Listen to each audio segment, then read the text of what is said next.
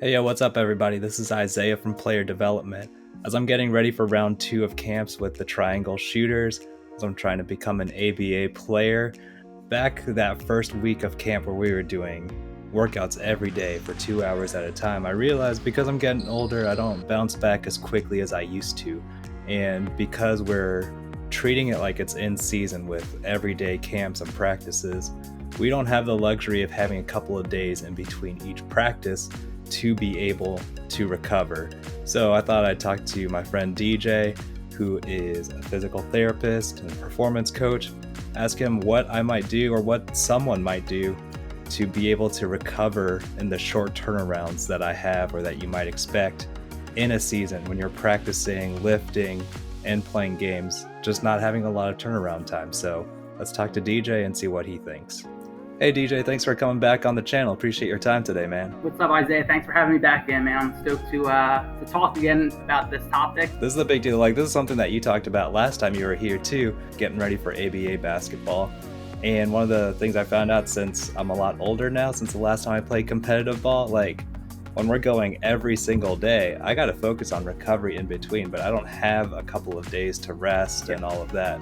So what would you tell somebody who's in season? You're either lifting or practicing or playing a game each day. What do you do in the time in between to make sure your body's ready to go for the next thing? Yeah, so I think that's probably one of the main questions I get asked from athletes on the day-to-day basis. And it's one of those things that I think people want there to be this magic cure-all thing that's going to have you go from, feeling like you're 30% back to 100%. But our anatomy, our physiology, our bodies don't work that way, right? So if you're looking for something that's going to be a quick fix, unfortunately, there's probably not one thing that's going to have you recover fully to be prepared for the next day of work. But I think there's a number of things that you can do, and they're probably the really unsexy things that people don't want to hear about. But I would say the three big ones that I have conversations almost on the daily with my athletes with are the three things like sleep, nutrition, hydration. If those three things aren't dialed in, and we can kind of delve into those subtopics a little bit, if you're not nailing those three things, you're stepping over quarters to pick up pennies. If you're thinking something like a massage gun or a foam roller is gonna take you to that full recovered feeling, you have to nail down your sleep, your nutrition, your hydration. It's the one thing that's been so obvious. Everybody talks about it and nobody actually wants to put it into practice. In terms of the sleep, I feel like I'm on a decent schedule with that. I'm probably one of the only players there who has kids at home, so they wear me out on top of everything. So I feel like my sleep is solid. But in terms of the nutrition, right, I think that's been a big topic recently for all kinds of athletes. Yep. What should an athlete be thinking through when they're talking about eating for recovery? Yeah, so as a physical therapist and strength coach, there's definitely some things that fall within my scope. What I would talk about normally isn't going to be something that you would get from an RD or, even a nutritionist. Sure. And if somebody has super concrete questions about what I should be eating or how much, those are best served to talk to an RD or a sports nutritionist. Those guys are so good at what they do. For the most part, I'd say the two things that I see most with the athletes that I work with are athletes that just eat whatever they want, right? Which, younger kids have a higher metabolism. They can kind of get away from, with some of those things, unlike ourselves, that's a little bit older. Yeah, no, we've missed that window. That's what I'm saying. So I remember, I remember in high school soccer, we would go from school right before our practice, we would stop at Wendy's. We would probably eat a Baconator and a milkshake and then go practice. The thought of that right now makes me nauseous. Oh, it's crazy. Yeah. Right now. There's no way.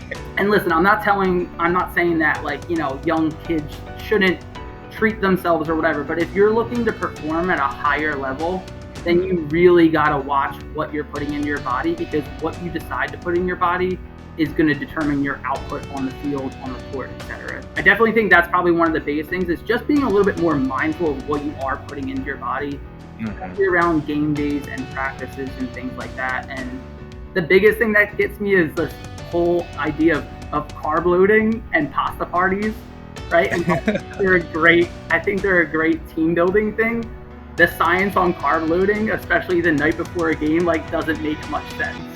So if you're thinking that those foods are going to be like readily available for the next day, the science doesn't really like point in that direction, but I think it's still a great team environment. I think some of our best high school memories were from pasta parties. So yeah, so I think again, that's probably the number one thing I see is just being a little bit more mindful of what you're putting in your body and not treating your body like a dumpster, right? Like a little bit mindful, eating varied foods, fruits, vegetables, like the very basics of nutrition.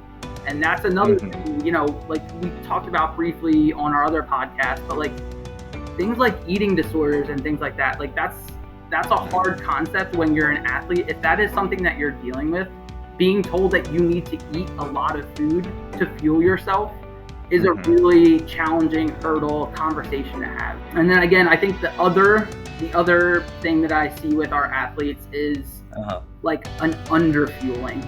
This is something that even in the first couple years of being out of school in PT, it's understandable that you can go a couple hours without eating, but there were points where stretches in the day where I might eat in PT school like one meal a day and then and do a workout, right? And you're wondering why you feel sluggish, why the weight's not moving, why you feel like you have no energy on the treadmill. You can't possibly perform at any type of level if you're getting one meal a day. You know, so this summer I'm working with the local high school team that I went to for soccer. So we're doing a strength camp 2 days a week in the morning, and then from camp they go right directly to the turf for like a captain's practice. And then a lot of them are doing other leagues and things like that. So they're training 3 times a day. And when we ask them what they're eating, it's not enough to even get through a half of one of those training sessions.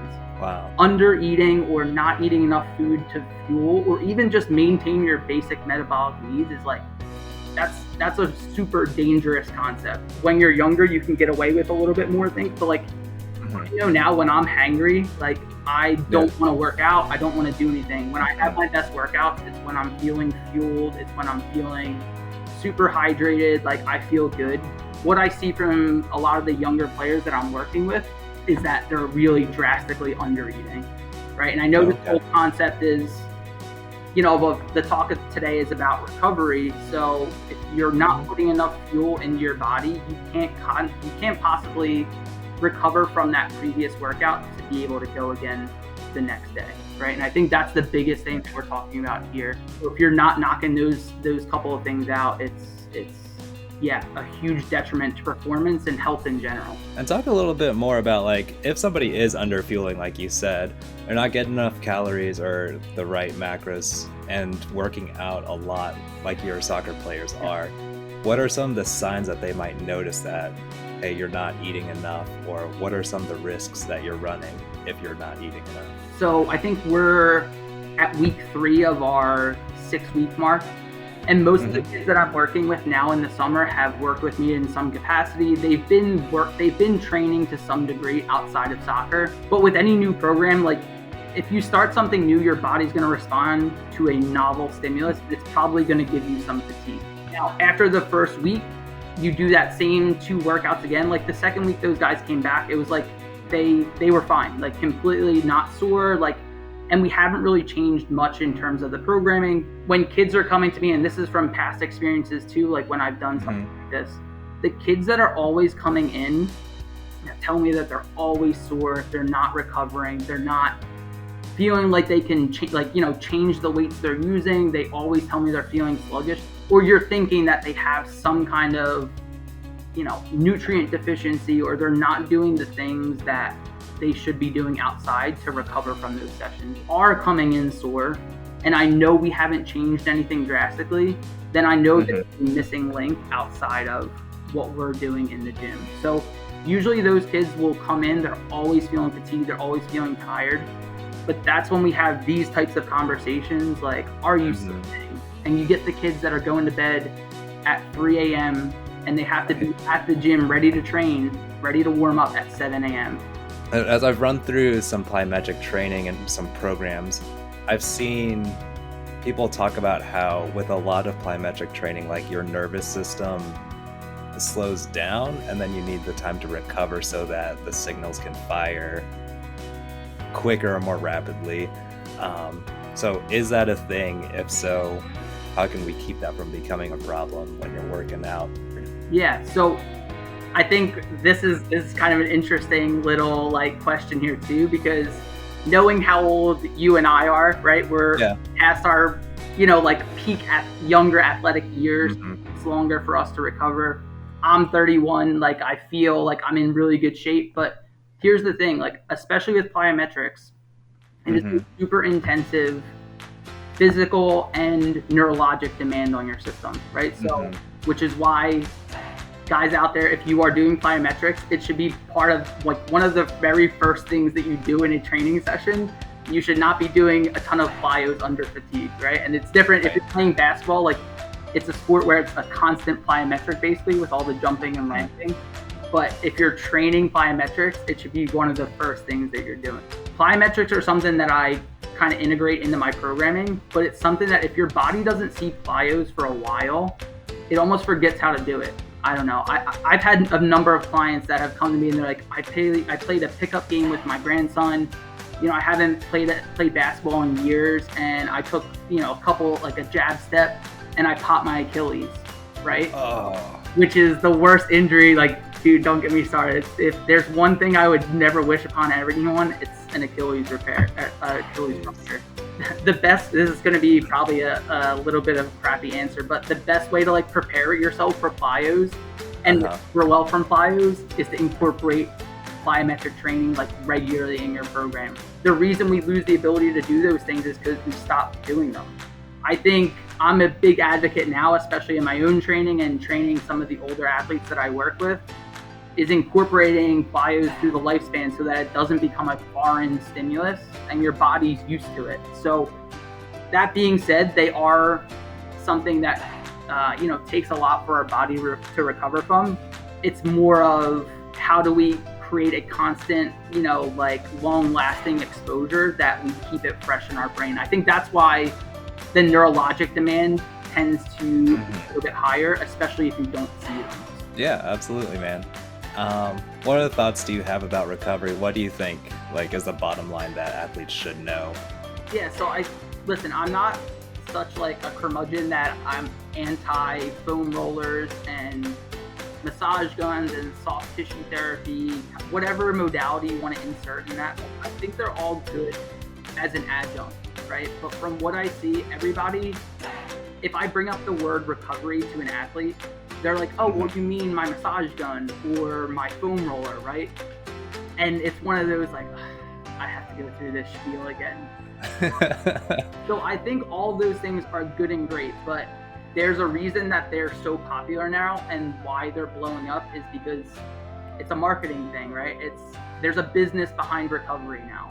And I'm not here to bash on any of those. You guys can look up the research on any of those if you want to make a super educated decision. When I tell you that what people prioritize are the wrong things, like they prioritize the quick, simple fix, or what they think is going to be the quick, simple fix.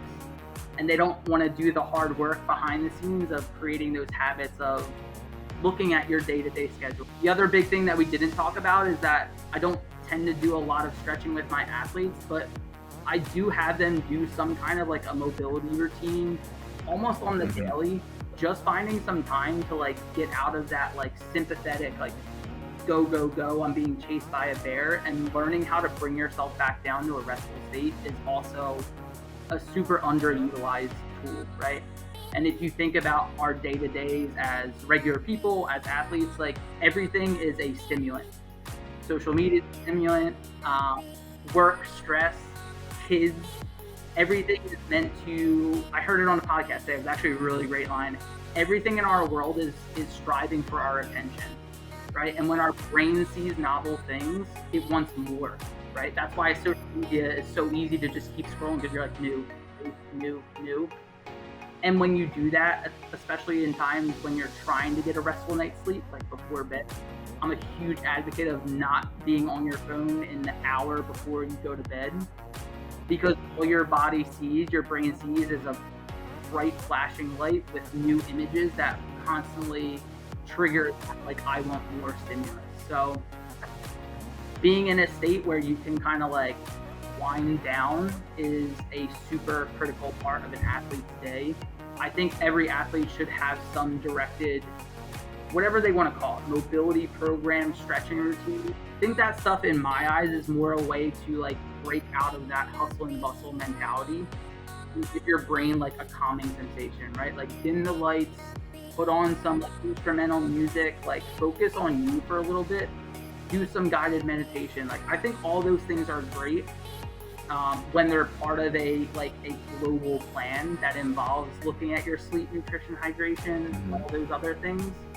And it's definitely like super easy things that athletes can add to their programs, but nobody wants to take the time to do that stuff, right? They just want to spend 10 minutes massage gunning their quads and their calves, and wonder why they feel the same exact way, the next day. Because all that stuff is temporary, right? Unless you give your body some means to hold on to that. Yeah, I think it's just looking at recovery a different way. Like take the business aspect out of it and like forget about like what are these companies trying to sell me, and like what does my body need to get me into a restful state so that I can shut down that day, right? I can go to sleep, my body can do its repair work that it needs to do when we sleep, right? And then how do I wake up, fuel myself, take care of myself to be able to go into practice the next day feeling great? Because that's the other thing too, is that I think everybody thinks that training is where the magic happens. It's when we go to the gym, this is where, we get big and strong, but like you get big and strong when you sleep and recover and your body lays down new stuff. So when you think about your training that way, it gives a whole new, it sheds a lot more light on why the topic of recovery is so big and it's so important.